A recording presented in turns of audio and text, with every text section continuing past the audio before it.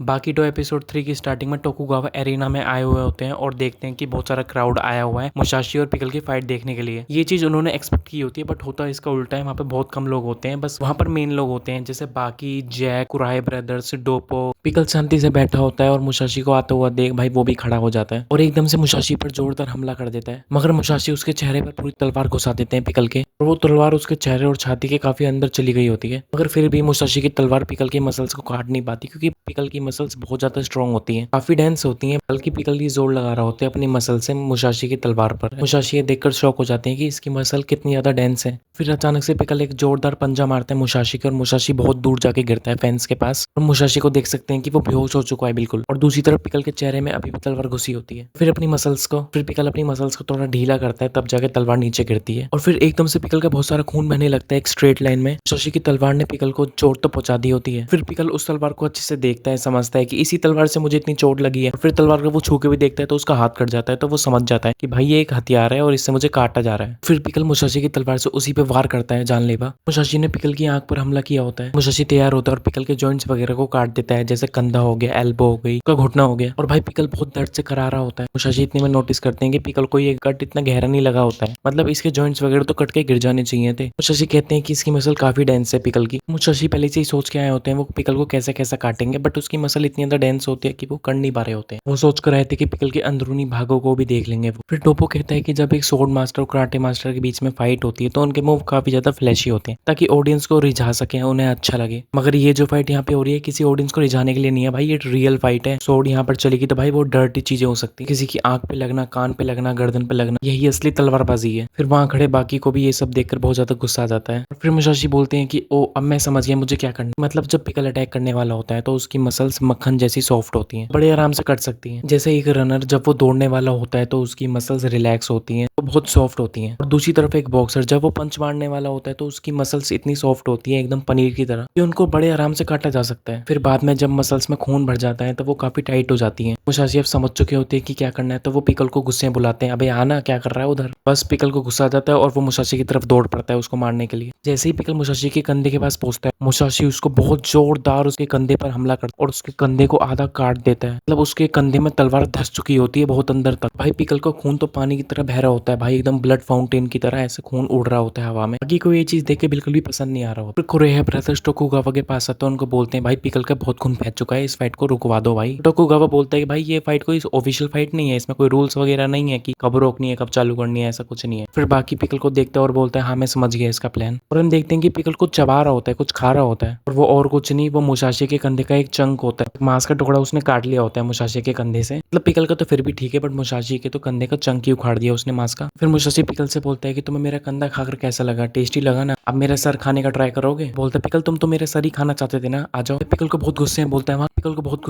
है वहाँ खड़े खड़े क्या कर रहे हो, आओ मेरे पास हमला करो। बड़ी कमाल की बात होती है कि पिकल वहां जाता ही नहीं है, पिकल को समझ आ चुका है कि मुसाशी उसको काटना चाहता है। फिर हम देख सकते हैं कि पिकल की पीठ पर टीरेक्स के दांत के निशान वापस आने लगते हैं, जो उसके पुराने जख्म है वो वापस आने लगते हैं, पुरानी असली खूंखार फॉर्म आने लगती है। और फिर हमें दिखाया जाता है कि डॉक्टर पेन बोल रहे होते हैं कि दो तरह के हीरो होते हैं, जो कि खुद बच के आए होते हैं या दूसरों को बचा के आए होते हैं। कहते हैं पिकल एक ऐसा हीरो है जो टीरेक्स के जबड़ों में से, उसके खूंखार दांतों में से निकल कर आया है। मुसाशी ये सब देख के बहुत चौंक जाते हैं भाई, उन्होंने ऐसी चीज कभी देखी नहीं होती है जो अभी देख रहे हैं। मुसाशी को पिकल को देखकर उस एप की याद आ जाती है जो उन्होंने खेड़ा में मारा होता है। फिर पिकल जोरदार हमला करने वाला होता है मुसाशी के ऊपर की, और फिर मुसाशी पिकल के उन्हीं जॉइंट पर दोबारा से अटैक करते हैं। बहुत ज्यादा खतरनाक अटैक होता है, वो जॉइंट को बहुत बुरी तरह से काट देते। पिकल दर्द से करा रहा होता है, रो रहा होता है, बहुत ज्यादा दर्द होता है उसको भाई, जितना उसका खून बह चुका है लगता है थोड़ी देर में बेहोश हो जाएगा। फिर मुसाशी पिकल को बोलता है कि तुम बिल्कुल वैसे अपोनेंट थे जैसा मैं हमेशा से चाहता था, मतलब कोई ऐसा अपोनेंट जिसको मैं बहुत ज्यादा काट सकूं, मन भर के काट सकूं, जब तक मेरा मन ना भर जाए तब तक काट सकूं। मैंने तुम्हारे अब तक बहुत सारे कट लगा चुके हैं, खतरनाक से खतरनाक 10 से ज्यादा कट लगा दिए हैं शायद। अगर तुम्हें इतना कुछ फर्क नहीं पड़ा, अभी तुम्हारे और कट लगाए जा सकते। पहले भी जब मेरा अपोनेंट एक ही बार में ढेर हो जाता था मुझे बहुत बुरा लगता था, मेरा मन करता था कि ये उठे ताकि मैं इसको और काट सकूं। मुसाशी पिकल को बोलता है कि ह्यूमन फ्लैश काटने की जो मेरी इच्छा थी तुमने ये मेरी इच्छा पूरी कर कर दिया, मैं सेटिस्फाई हो गया। पिकल ना हर बार अपने अपोनेंट को किसी डायनासोर से, किसी फाइटर से कंपेयर करता है, तो उसे मुसाशी के लिए ना कोई डायनासोर मिल रहा होता है, ना कोई फाइटर मिल रहा होता है जिससे वो कंपेयर कर। भाई पिकल मुसाशी के बहुत खतरनाक ओरा को फील कर सकता है। और फिर पिकल को याद आता है कि बचपन में जब वो छोटा था तो उसने गलती से एक हॉर्नेट खा ली थी। फिर हॉर्नेट ने पिकल के मुंह में एक डंक मारा, जो डंक पिकल को ऐसा लगा जैसे उसके मुंह में वोल्केनो फट गया हो। उसको बहुत ज्यादा दर्द होता है। वो उस हॉर्नेट को मुसाशी से कंपेयर करता है। वो हॉर्नेट पिकल का सबसे बड़ा फियर होता है, सबसे खतरनाक अपोनेंट। फिर पिकल की पीठ से टीरेक्स के निशान भी जाने लगते हैं और जो उसकी फाइनल फॉर्म है वो भी नॉर्मल होने लगती है। और पिकल के जो घाव थे जिनमें से खून निकल रहा था, अब वो भी बहुत ज्यादा हो गए होते हैं। पिकल का खून बहना जो थोड़ा कम हो गया था उसकी फाइनल फॉर्म के वजह से, अब वो भी बहुत ज्यादा खून बह रहा है पिकल का, लिटरली पानी की तरह खून बह रहा है उसका। फिर पिकल पीछे हट जाता है और भागने की कोशिश करता है। फिर मुसाशी उसके सामने आ जाता है और उसको कहता है कि एक बार जब मैं अपने अपोनेंट को काटना स्टार्ट करता हूँ ना, तो मेरा मन करता है उसे काटता ही जाऊँ, काटता ही जाऊँ। ये मेरी बहुत बुरी आदत है। फिर पिकल घूमता है और दुम दबाकर वहां से भाग जाता है रोते रोते। मुसाशी कहता है कि तुम दानव या राक्षस जरूर हो सकते हो, बट तुम एक योद्धा नहीं हो सकते, क्योंकि योद्धा वाले तुम्हारे काम ही नहीं है। पिकल दौड़ते दौड़ते मोटोबे के पास पहुंच जाता है और उसके कंधे पर रोने लगता है। फिर मोटोबे पिकल को कहते हैं कि अब तुम डरो मत, अब मैं संभाल लूंगा आगे। पिकल को कहते हैं कि बच्चे तुमने गलती कर दी, तुम्हें ये फाइट में आना ही नहीं चाहिए। कहता है मगर कोई बात नहीं, तुम जाके आराम करो, अब मैं आगे संभाल लूंगा इस फाइट को। अपना मोटोबे जो कि बैटमैन ऑफ बाकी यूनिवर्स है, भाई क्या ही हीरोइक एंट्री मारता है एकदम उछलकर। और उसके बाद वो बियर की एक घूंट लगाता है और उसको हवा में उड़ा देता है और फिर उसके अंदर से एंट्री मारता है। भाई एकदम ट्रिपल एच वाली एंट्री याद आ गई। भाई समझ नहीं आ रहा यार, ये लड़ाई चल रही है या ओरा फार्मिंग। मतलब मोटोबे ने फाइट से पहले ही खतरनाक ओरा फार्म कर लिया होता है अपना। और अगला एपिसोड भी बड़ी जल्दी है, अगले एपिसोड में देखते हैं क्या होता है। बाय।